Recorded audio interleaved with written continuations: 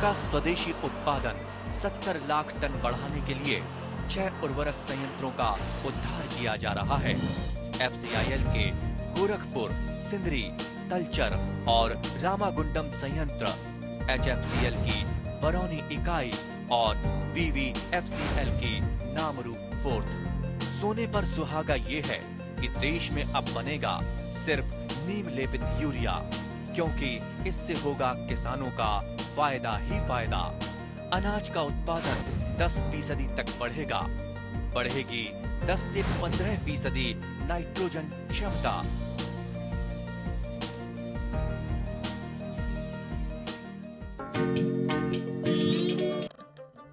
ব্যৱসায়িক দৃষ্টিভংগীৰে কামৰূপ জিলাৰ কৃষি ব্যৱস্থাটোক নতুন ৰূপ দিয়াৰ যথেষ্ট থল দেখা যায়। দুখনকৈ সুকীয়া প্ৰশাসনিক জিলাৰে গঠিত কামৰূপ কৃষি জিলাত উৎপাদিত খাদ্যশস্য, ফল-মূল, শাক-পাচলি, ফুল আদিৰ উপৰিও কৃষি আৰু আনুষংগিক দিশসমূহৰ দ্বাৰা উৎপাদিত সকলো সামগ্ৰীৰে গুৱাহাটীৰ বজাৰত আছে এক নিশ্চিত চাহিদা। পেৰি আৰবান ধাৰণাৰে গুৱাহাটীৰ বজাৰ চাহিদা পূৰণ কৰিবলৈ কামৰূপ জিলা তথা দাঁতিকাষৰীয়া অঞ্চলসমূহৰ এক সুপৰিকল্পিত কৃষি ব্যৱস্থা গঢ়ি তোলা প্ৰয়োজন। সোণাপুৰ, খেত্ৰী, বকো, ৰঙিয়া, হাজো, ৰামদিয়া, কমলপুৰ আদি অঞ্চলসমূহত বিদ্যমান শস্যক্ৰমসমূহৰ আধুনিকীকৰণৰ জৰিয়তে কৃষকসকল লাভান্বিত হোৱাৰ যথেষ্ট থল দেখা যায়। উদাহৰণস্বৰূপে বকো, ছয়গাঁও অঞ্চলৰ কল, কমলা, আনাৰস আদিৰ যিদৰে আছে সুকীয়া চাহিদা, ঠিক একেদৰে খেত্ৰী, সোণাপুৰ অঞ্চলত জৈৱিকভাৱে উৎপাদিত কৃষিজাত সামগ্ৰী সৃষ্টি কৰিছে এখন জৈৱিক বজাৰ। একেদৰে হাজো, কমলপুৰ, ৰঙিয়া আদি অঞ্চলত ফুল খেতিৰ সম্প্ৰসাৰণে গুৱাহাটীৰ ফুলৰ বজাৰলৈ আগবঢ়াই আহিছে যথেষ্ট সকাহ। মূলতঃ ধান খেতি কেন্দ্ৰিক শস্যক্ৰমত জিলাখনত গ্ৰীষ্মকালীন ধান খেতিৰ মাটিকালি 16,000 হেক্টৰৰ পৰা 23,000 হেক্টৰলৈ বৃদ্ধি পোৱাটো শুভ লক্ষণ। ৰাজ্যিক কৃষি বিভাগে আগবঢ়োৱা 920খন ট্ৰেক্টৰ আৰু 420খন পাৱাৰ টিলাৰে জিলাখনৰ কৃষকসকলক কম সময়তে মাটি চহ কৰি বছৰি একেডৰা কৃষিভূমিতে 2টা বা ততোধিক শস্যৰ খেতি কৰিবলৈ উৎসাহিত কৰি আহিছে। শেহতীয়াভাৱে কামৰূপ জিলাত বিস্তৃতভাৱে কৰিবলৈ লোৱা আন এবিধ খাদ্যশস্য হ'ল মাকৈ। ৰামদিয়া কৃষি চক্ৰৰ অন্তৰ্গত টুকুৰাদিয়া গাঁৱৰ এয়া এগৰাকী প্ৰগতিশীল কৃষক কৃষ ঠাকুৰীয়া। 26 বিঘা মাটিৰ অধিকাৰী এইগৰাকী কৃষকে ভিন্নমুখী কৃষি ব্যৱস্থা হাতত লৈ আহিছে। ধান, সৰিয়হ, আলু, শাক-পাচলি, মাকৈ আদি খেতিৰ উপৰিও গৰু, ছাগলী, মাছ, হাঁহ-কুকুৰা আদিৰে বহুমুখী পাম গঢ়ি তোলা কৃষ ঠাকুৰীয়াক তেখেতে হাতত লোৱা কৃষি ব্যৱস্থা সম্পৰ্কে জানিবলৈ বিচৰাত এনেদৰে কয়।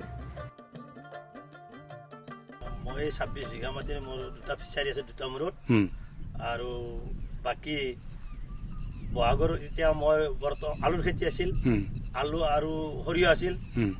আলু তোলাৰ পিছত মই এতিয়া মাকৈ লগাইছোঁ আৰু ধান খেতি লগাইছোঁ বড়ো ছিজনত। তাৰপিছত আৰু মোৰ শাক চব্জি, জিকা, ভোল এনেকৈ এখন ডাঙৰ চাঙি আছে, এইটো মানে গ্ৰ' কৰি উঠি আছে। গতিকে আপুনি একেডৰা মাটিতে কি কি কৰিব পাৰিছে? আলু, সৰিয়হ চপালে, আলু আৰু সৰিয়হ চপাই সেই মাটিখিনিতে কিবা কৰিব পাৰিছে নেকি? মাকৈ কৰিছোঁ এতিয়া, বৰ্তমান মাকৈ চলি আছে। আচ্ছা, আলু আৰু সৰিয়হ আপুনি কোন মাহত কৰিছিলে? আলু আৰু সৰিয়হ এইটো কাতিৰ মানে প্ৰথম অৱস্থাত। তাৰপিছত আপুনি চপালে কেতিয়া? ধৰক মাঘত হৈ গৈছে। মাঘত আলু আৰু সৰিয়হ চপালে, সেই একেখিনি মাটিতে আপুনি? মাঘত আমি মাকৈ ৰুই দিছোঁ। মাকৈ কোনটো জাত কৰিলে? গোদাবৰী। আৰু ধান? ধান এই গেদাগেদি বুলি কয়, গেদাগেদি মতাটো, মানে এইটো বড়ো গ্ৰীষ্মকালীন ধান, এতিয়া ওলাবা ধৰিছে। আচ্ছা, এইটো আপুনি গোদাবৰী জাতটো যে আনিলে, গোদাবৰী জাতৰ কথাটো কিয় আৰম্ভ কৰিলে? গোদাবৰী যে কৰিব পাৰি কেনেকৈ গম পালে? মই এইবিলাক মাকৈ খেতিটো প্ৰথম কৰিছোঁ। মোৰ বন্ধু, আমাৰ চহৰ এৰিয়াত মানে বন্ধুসকলেও মাকৈ খেতি কৰে, আৰু তেওঁলোকৰ পৰা মই অলপ এডভাইচ ল'লোঁ। আৰু বিভাগীয় হিচাপে আমাক এগ্ৰিকালচাৰ ডিপাৰ্টমেণ্টেও মাকৈৰ বিধান দিয়ে, কিন্তু জাতটো ধৰক হাইব্ৰিড বুলিয়ে লেখাই থাকে। সেই মাকৈৰ বিধানটো অলপ দিলাক, কিন্তু মই হাইব্ৰিড মাৰ্কেটৰ পৰা যিটো গোদাবৰী জাতটো ল'লোঁ, সেই জাতটোৰ প্ৰডাকশ্যনটো বোলে এইটোতকৈ বহুত ওপৰত, আৰু সেইকাৰণে মই গোদাবৰীটো চিলেকশ্যন কৰি গোদাবৰীটো কৰিলোঁ। এইবাৰ প্ৰথম কৰিছে? এইবাৰ প্ৰথম। কিমানকৈ লৈছে কেজি দাম? এইটো 600 টকা কেজি কেজি। কেইবিঘা মাটিত কৰিছে? মোৰ এতিয়া মাকে আছে ধৰক 9 বিঘামান আছে। 9 বিঘা। আপুনি এইবাৰ প্ৰথম যিহেতু কৰিছে, আপুনি আশা কৰিছেনে কিমান হ'ব উৎপাদন বিঘা প্ৰতি? এতিয়া মই আশা কৰিছোঁ মানে যিটো মোৰ বন্ধুগিলান বা মোৰ জানা মতে 1 বিঘা মাটিত 10 কুইণ্টলক গ'লে হয় বুলি কৈছে। 10 কুইণ্টল 1 বিঘা মাটিত? 1 বিঘা মাটিত। গতিকে আপুনি 1500 টকাকৈ পালেও 15,000 টকা। 15,000 টকা। গতিকে আপুনি মোটামুটি মাকৈ খেতিত খৰচ কিমান হ'ব? মাকৈ খেতিত খৰচটো খুব কম আৰু ইজি মেথড। তাৰমানে মাকৈটোত সাৰ দিলা, সাৰ দি লাইনচিং কৰি বীজ দিলোঁ, বীজ দিয়াৰ পিছত 2বাৰ মাটি লৈ 3বাৰ পানী দিয়াৰ পিছত মাকৈৰ কাম শেষ। মানে খৰচটো কম্পাৰেটিভলি কম। এবিঘা মাটিত প্ৰায় কিমান হয় খৰচ? প্ৰায় 5-6 হাজাৰৰ ভিতৰত হৈ যায়। গতিকে আপোনাৰ 15,000 টকা পালে বাকী 10,000 টকা আপোনাৰ ৰৈ যায়। ধান খেতিত আপুনি কেইবিঘা মাটিত কৰিছে? ধান আছে মোৰ আগতীয়া আহু খেতি 4 বিঘা আছে। ধান 4 বিঘা। আৰু কি জাত কৰিলে এতিয়া আপুনি? গেদাগেদি। এইটো জাত কিয় কৰিলে? এইটো মানে খাই ভাল বুলি আৰু ধানটো মতা, যিহেতুকে খেতিয়ক মানুহ আমাক মতা চাউলটো অলপ মানে ভাল পাওঁ আৰু এইটো আমি উষ্ণা চাউল বনাই খাওঁতো, সেইকাৰণে এই জাতটো চিলেকশ্যন কৰিলোঁ। মানে অলপ মোটা চাউল পাই কাৰণে। আৰু এইটো বিঘা মাটিত কিমান উৎপাদন হ'ব? 25-30 হ'ব। 25-30। গতিকে আপুনি যদি 600 টকাকৈ মোন পায়, আপোনাৰ প্ৰায় ভাল হ'ব, লছ নহয় বস্তুটো। ধানৰ এই গেদাগেদি জাতটো কৰিলে ধৰক ভাল লাভেই হয়। কিন্তু মাকৈত লাভ হ'ব নে ধানত লাভ হ'ব? মাকৈত বেছি লাভ হ'ব। মাকৈত খাটনিটো খুব কম আছে ধানত কৰি। ধানত অলপ কষ্টটো বেছি আছে, পানী বেছি লাগে, ঔষধ লাগিল বা নিৰণি লাগিল। আৰু মাকৈ কৰিছোঁ, একবাৰ হলাৰ মাৰিছোঁ আৰু নিৰণিৰ কামটো কৰাব। মাকৈ আৰু ধানৰ উপৰি আৰু কি খেতি আছে এতিয়া? মাকৈ আৰু ধানৰ পিছত আছে মোৰ এই চব্জিৰ খেতি আছে। কি চব্জি আছে? জিকা আছে আৰু ভোলৰ খেতি আছে। জিকা কিমান মাটিত আছে? আধা বিঘাত মাটি আছে। আধা বিঘা। কি জাত কৰিছে? এইটো জিকা কৰিছোঁ হাইব্ৰিড ৰামা। আৰু ভোল আছে নে কি ক'লে? ভোল আছে। ভোলটো আমাৰ এইটো কি জহা ভোল মানে থলুৱা যিটো। আৰু বাকী আৰু বেলেগ কিবা খেতি আছে নেকি? বেলেগ খেতি লগাই আছো ছাৰ। তিয়হ দিছোঁ আৰু কুঁহিয়াৰৰ খেতি আছে। কুঁহিয়াৰ কিমান আছে? কুঁহিয়াৰ প্ৰায় 1.5 বিঘামান মাটি আছে। কুঁহিয়াৰ 1.5 বিঘা মাটিত। এতিয়া এই যে ইমান সমস্ত কামখিনি কৰিছে, ইয়াতেতো আপোনাৰ লেবাৰ লাগিব। কেইজনমান লেবাৰ লাগে আপোনাক? লেবাৰ মানে ছাৰ খুব লেব কৰোঁ আমি, মানে জইণ্ট ফেমিলি। আমি 4জন ভাই। আমি গোটেইকেইজনে কৃষি কাৰ্যৰ লগত জড়িত। আমি 4জনক বাদে আৰু 2-4জন লগাওঁ আৰু সময়ে সময়ে। আৰু ফিচাৰীৰ কথা কৈছিলে, ফিচাৰীত কিমান ডাঙৰ ফিচাৰী? ফিচাৰী এটা আছে 8 বিঘা, এটা আছে 5 বিঘা। মানে 13 বিঘা মাটিত ফিচাৰী আছে আপোনাৰ। তাতে মাছ আছে? কি মাছ আছে? এতিয়া ধৰক ৰৌ, মিৰ্গা, আমাৰ গ্ৰাছ কাপ, ভকুৱা। শেহতীয়া এক সমীক্ষা অনুযায়ী কেৱল কামৰূপ জিলাতেই প্ৰায় 7,000 হেক্টৰ মাটিকালি সামৰি মাকৈ খেতি কৰা হয়। বিভিন্ন দিশৰ পৰা মাকৈ খেতি কৃষকসকলৰ বাবে লাভজনক। প্ৰথম কথা হ'ল, মাকৈ খেতি হৈছে বছৰি 2বাৰকৈ কৰিব পৰা কম খৰচী খেতি। ইয়াক কম পানীৰ প্ৰয়োজন আৰু তুলনামূলকভাৱে কম শ্ৰমিকৰ আৱশ্যক। খাদ্য হিচাপে থকা চাহিদাৰ উপৰিও মূল্য সংযোজনৰ বিভিন্ন ধৰণৰ সম্ভাৱনা থকা এইবিধ শস্যৰ পশুখাদ্য হিচাপেও যথেষ্ট চাহিদা আছে।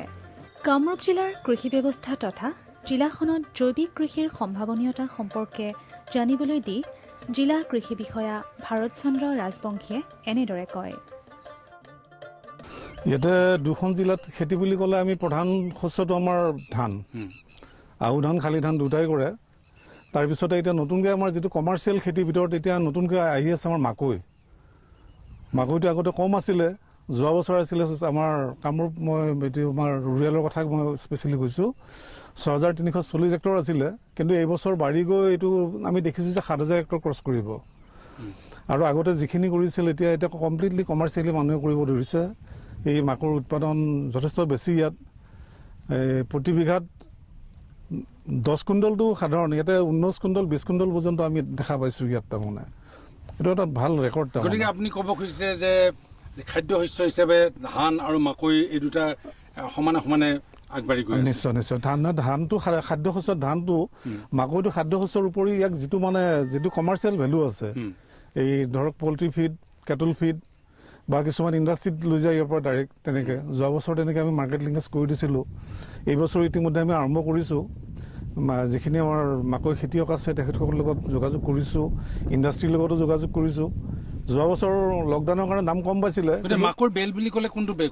আমি জেনেৰেলি হাজো, ৰামদিয়া, এইফালে ছয়গাঁও নগৰ পৰা এই জেগাখিনি আমাৰ মাকৈ বেল, স্পেচিয়েলি চৰ এৰিয়াখিনি।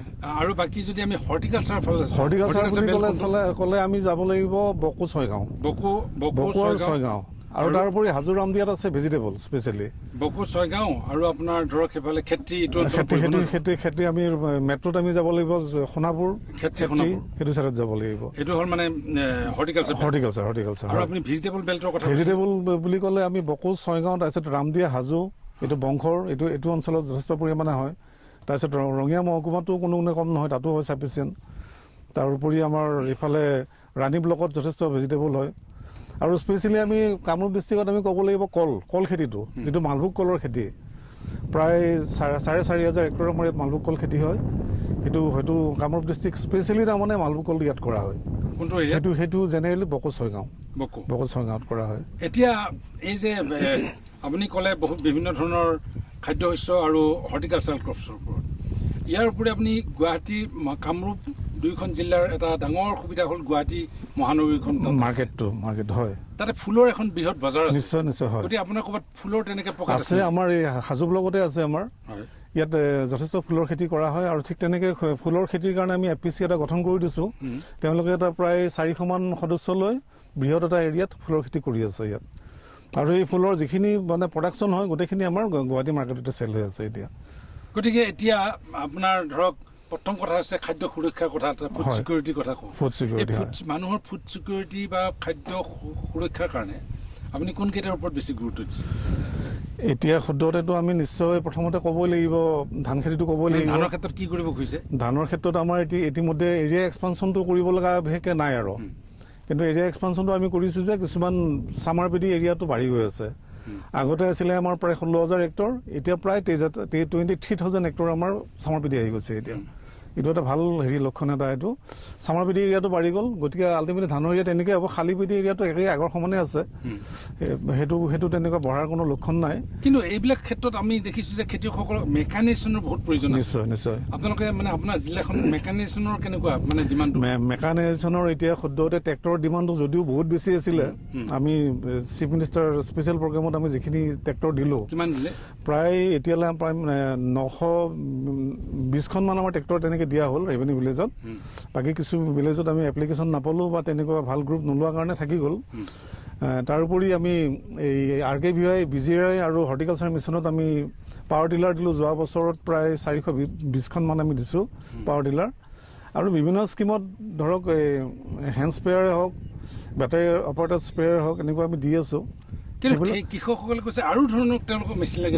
মাকৈ খেতি কৰিছে, মাকৈৰ কাৰণে নিজা বেলেগ ধৰণৰ মেচিনৰ প্ৰয়োজন, এইবিলাকৰ কাৰণে আপোনালোকৰ কিবা সুবিধা আছে নেকি? এতিয়ালৈ আমি তেনেকুৱা স্কিম আমাৰ অহা নাই, যদিও আমি আশাবাদী যে এনেকুৱা স্কিম আমাৰ আহিব। মানে আমাৰ যিটো এগ্ৰিকালচাৰ মেকানাইজেশ্যন প্ৰগ্ৰাম আছে, এতিয়া ধৰক স্পেচিয়েলি আমাৰ মাকৈ যিখিনি বেল্ট আছে তাত কৃষকসকলৰ পৰা এটা ডিমাণ্ড আহি আছে যে মেজ চেলাৰ লাগে।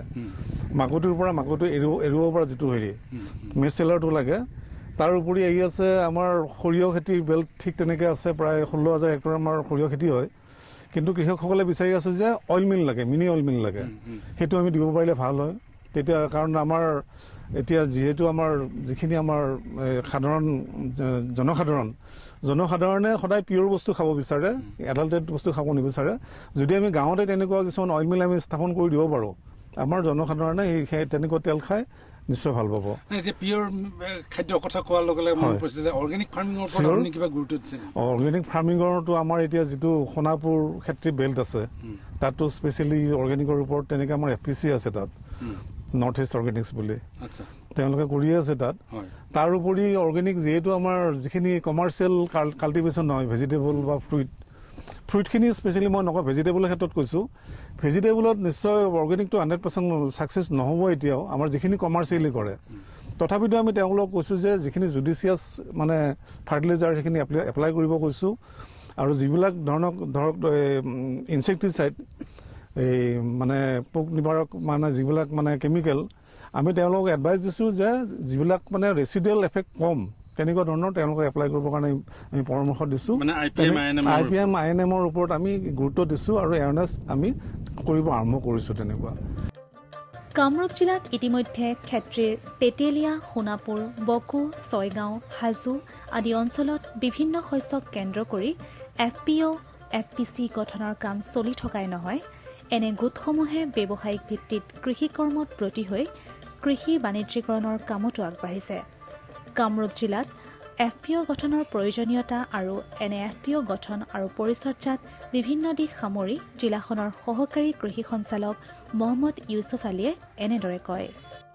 প্ৰথম কথা হ'ল কি কৃষকসকল এতিয়া আগৰ পৰা খেতি কৰিয়ে আছে আৰু হয়তো তেওঁলোকে যিটো ছিষ্টেমত কৰি আছে সেই ছিষ্টেমটোৰ অলপমান পৰিৱৰ্তন কৰিব লাগিব আৰু সেই পৰিৱৰ্তনটো কৰাৰ কাৰণে তেওঁলোকক এটা সাংগঠনিক এটা গোট বনাব লাগিব বা অনুষ্ঠান বনাব লাগিব। সেইটো হ'ল ফাৰ্মাৰ্ছ প্ৰডিউচাৰ কোম্পানী বা কৃষক উৎপাদক কোম্পানী তেওঁলোকে প্ৰস্তুত কৰিব লাগিব।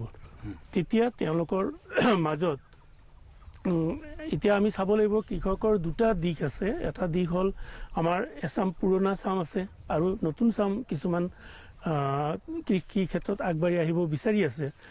তেওঁলোক এই দুটা চামক যদি আমি ছাপৰ্ট দিবৰ কাৰণে অৰ্থনৈতিকভাৱে স্বাৱলম্বী হোৱাৰ কাৰণে এটা ভাল মাধ্যম হ'ল ফাৰ্মাৰ্ছ প্ৰডিউচাৰ কোম্পানী।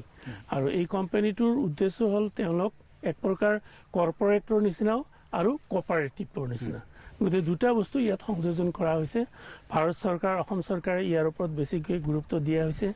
কাৰণ আমাৰ খেতিয়কে খেতি কৰাটো জানেই, বছৰে বছৰে তেওঁলোকে কেনেকৈ কৰিব লাগে জানে, কিন্তু খেতি কৰি তেওঁলোকে যিটো উৎপাদন পাব সেই উৎপাদনটো কেনেকৈ বজাৰত বিক্ৰী কৰিব, কি ধৰণে বিক্ৰী কৰিলে তাত লাভৱান হ'ব পাৰিব, সেই বিষয়ে কিন্তু জ্ঞানটো সীমিত আছে। তাৰ কাৰণে এটা কোঅপাৰেটিভ ছেক্টৰ বা এটা কৰ্পৰেট ছেক্টৰ এটা তেওঁলোকক লাগিব, য'ত আমাৰ নতুন প্ৰজন্মৰ যিসকল কৃষক আছে তেওঁলোকেও ইয়াত সোমাব লাগিব। আৰু তেওঁলোকৰ কামটো হ'ল মেনেজমেণ্টৰ ক্ষেত্ৰত তেওঁলোক বেছি আগবাঢ়ি আহিব লাগিব। আৰু যিসকল হাতে কামে কৰা কৃষক তেওঁলোকতো কৰিয়ে থাকিব লাগিব নিজৰ কামত, মানে কিন্তু নতুন চামৰ দায়িত্বটো বেছি আছে। তেওঁলোকে ইয়াক এটা বিজনেছ ৰূপত লৈ যাব লাগিব। গতিকে এগ্ৰি বিজনেছ যিটো কোৱা এগ্ৰি বিজনেছ, কৃষিক যদি বাণিজ্যিকৰণ কৰিব লাগে তেতিয়াহ'লে আপুনি কৈছে যে তেওঁলোকে একত্ৰিত হৈ FPO নতুবা FPC এটা গঠন কৰিব লাগিব। এতিয়া কি ধৰণে গঠন কৰিব? কৃষকসকলতো নাজানে কেনেকৈ গঠন কৰি কি কৰিব, আপুনি কি ধৰণে এডভাইচ দিয়ে? আচ্ছা, এতিয়া এই গঠন কৰাৰ ক্ষেত্ৰত আমাৰ ফালৰ পৰা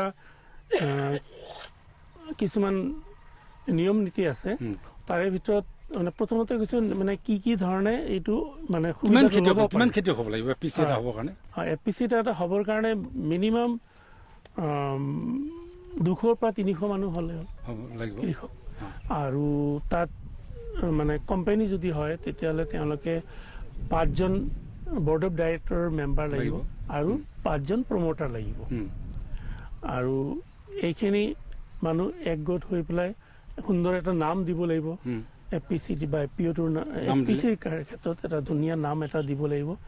আৰু নাম দিয়াৰ পিছত তেওঁলোকৰ নামত ৰেজিষ্ট্ৰেশ্যন হ'ব, আণ্ডাৰ কোম্পানী এক্টত ৰেজিষ্ট্ৰেশ্যনটো হ'ব। হোৱাৰ পিছত তেওঁলোকে বিজনেছ মডেল কিছুমান তৈয়াৰ কৰি ল'ব। কৃষকসকলৰ পথাৰত যিকোনো ধৰণৰ নকৈ উদ্ভাৱিত কৌশল একোটাৰ প্ৰদৰ্শনৰ বাবে বিভিন্ন ধৰণৰ পদক্ষেপ লোৱা হয়। এনেধৰণৰ পদক্ষেপে frontline demonstration, field demonstration, Miniket demonstration আদিবোৰ সামৰি লয়। এনে একোটা সৰু বৰ প্ৰদৰ্শনমূলক খেতিৰ লগত সামৰি লোৱা হয় প্ৰশিক্ষণ, পথাৰ দিৱস, পথাৰ পৰিভ্ৰমণ আদি। এনেবোৰ ব্যৱস্থাৰে প্ৰগতিশীল কৃষকগৰাকীৰ পথাৰত চুবুৰীয়া কৃষকসকলক চাক্ষুষ অভিজ্ঞতা লাভৰ সুবিধা প্ৰদান কৰা হয়। অতি সম্প্ৰতি অসমৰ প্ৰতিখন জিলাতে এগ্ৰিকালচাৰ টেকন'লজি মেনেজমেণ্ট এজেঞ্চি চমুকৈ আত্মাৰ জৰিয়তে কৃষি আৰু আনুষংগিক বিষয়সমূহৰ প্ৰদৰ্শন কৰি অহা হৈছে।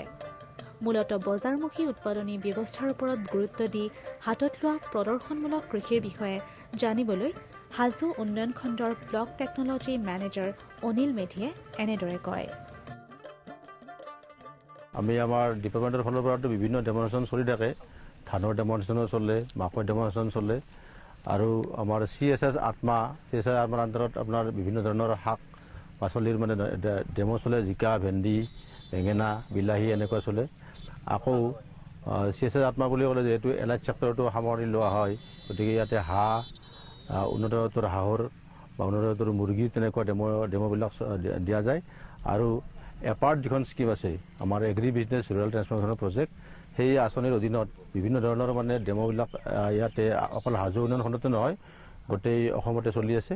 আৰু স্পেচিয়েলি হাজো উন্নয়ন খণ্ডত আমি এইবাৰ বিলাহী, বেঙেনা, ফুলকবি, বন্ধাকবি এইকেইটাৰ স্পেচিয়েল ডেমনষ্ট্ৰেশ্যন আমি যোৱা বছৰো পাইছিলোঁ, 17, 18, 19তো পাইছোঁ, 19, 20তো পাইছোঁ, আকৌ 20, 21তো আমি ডেম'বিলাক কৰি আছোঁ। কিন্তু কি ডেমনষ্ট্ৰেশ্যন কৰিব খুজিছে? যেনে ধৰক আপুনি কৈছে ফুলকবি বা বিলাহী, যে কম ঔষধ দিয়ক, কম সাৰ দিয়ে, এনেকুৱা নেকি?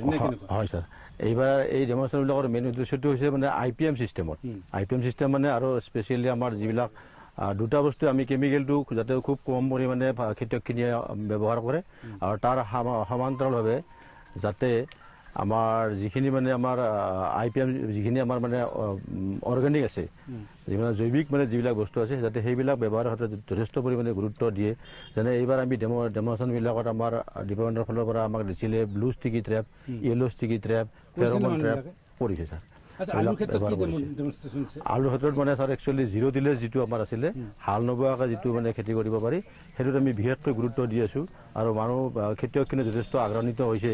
এইবাৰ আমি অকণমান আগতে, আজি 1 মাহমান আগতে আমাৰ যিটো ৰামদিয়া টাটা যিটো কৰিছিলোঁ আমি 0 টিলেজ ডেমনষ্ট্ৰেশ্যন, সেই তাতে আমাৰ প্ৰডাকশ্যনটো মোটামুটি 1 বিঘা মাটিত মোটামুটি আপোনাৰ 30 কুইণ্টললৈকে গৈছে আলুৰ প্ৰডাকশ্যন। আৰু সেইটো আমি আমাৰ বিভাগীয় আমাৰ যিখিনি মানুহ তেখেতসকলে আহিছিলে, তেখেতে নিজ চকুৰে দেখা পাইছে, যথেষ্ট পৰিমাণে লাভান্বিত হৈছে, আৰু তাৰ সমান্তৰালভাৱে দামো পাইছে, বজাৰত দামো পাইছে, আৰু তেখেতসকলে মোটামুটি প্ৰায় 22-23 মেট্ৰিক টন পাইছে তেখেতসকলে পাইছে। আৰু বাকী ফিচাৰীৰ ক্ষেত্ৰত কি ডেমনষ্ট্ৰেশ্যন? ফিচাৰীৰ ক্ষেত্ৰত মানে আমাৰ ইয়াতে ফিচাৰীৰ ক্ষেত্ৰত ডেমনষ্ট্ৰেশ্যনটো অকণমান আমাৰ ডিপাৰ্টমেণ্টৰ ফালৰ পৰা অকণমান কম, মই সেইটো ক্ষেত্ৰত বেছিকৈ ইনভল্ভ হোৱা নাই। তথাপিতো মানে যিখিনি কৰিছে, আগৰ পৰা যিখিনি কৰিছে, আমাৰ ফিচাৰী ডিপাৰ্টমেণ্টৰ যিজন বিভাগীয় বিষয়া আছে ৰঞ্জিত শৰ্মা, তেখেতৰ জৰিয়তে মই অকণমান গম পাইছিলোঁ, তেখেতে বিভিন্ন ধৰণৰ এনেকুৱা FPCও খুলিছে ফিচাৰীৰ ওপৰত, আৰু ফিচাৰী যথেষ্ট পৰিমাণে যিখিনি মানে লাইম দিব লাগে, কিবা দিব লাগে, এনেকুৱা বিভিন্ন ধৰণৰ বস্তু তেখেতসকলে ব্যৱহাৰ কৰি আছে। किसान भाइयों गांठ बांध लो बात बहुत है काम की, समृद्धि के पैगाम की। मिट्टी के मिजाज को समझो, मिट्टी के हर राज को समझो, मिट्टी की तुम जांच कराओ, मुफ्त सॉइल हेल्थ कार्ड ले जाओ। कभी मुनासिब बीज लगाओ, सही किस्म की खाद ले आओ, जितनी जरूरी उतनी डालो, सही मात्रा खुद पहचानो, इसको अपना मंत्र बना लो, मिट्टी की सेहत तो जानो। बात बहुत है काम की, कम लागत अधिक वरदान की। किसान भाइयों गांठ बांध लो, आज ही मिट्टी की जांच कराएं, राज्य सरकार के कृषि अधिकारी से संपर्क करें और मुफ्त में सॉइल हेल्थ कार्ड पाएं। कृषि और किसान कल्याण मंत्रालय द्वारा किसान हित में जारी। কৃষকসকলৰ বিভিন্ন সমস্যাৰ সমাধানৰ লগতে শেহতীয়া প্ৰযুক্তি আৰু প্ৰয়োজনীয় আনুষংগিক দিশৰ বিষয়ে জানিবৰ বাবে চাবলৈ নাপাহৰিব কৃষি দৰ্শন। প্ৰচাৰিত হয় প্ৰতি সোমবাৰৰ পৰা শুকুৰবাৰলৈ সন্ধিয়া 5:30 বজাৰ পৰা 6 বজালৈ।